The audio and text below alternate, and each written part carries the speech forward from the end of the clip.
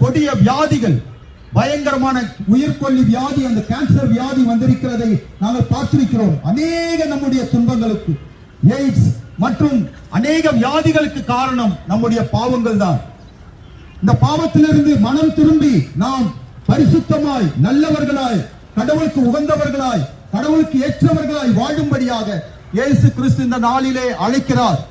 இந்த செய்தியை கேட்கிற என் அன்புக்குரியவர்களே, இந்த நாளிலே நீங்கள் மனம் திரும்பும்படியாக ஆண்டவர் இயேசு கிறிஸ்து அழைக்கிறார். உங்கள் வாழ்க்கையை இயேசுவிடம் ஒப்புக் கொடுத்து பாருங்கள். ரத்தம் சிந்துதல் இல்லாமல் பாவம் மன்னிப்பு இல்லை என்று சொல்லி எல்லா வேதங்களும் கூறுகிறது. கடவுள் தாமே இந்த உலகிலே வந்து மனிதனாய் பிறந்ததற்கு ஒரு பெரிய காரணம் உண்டு.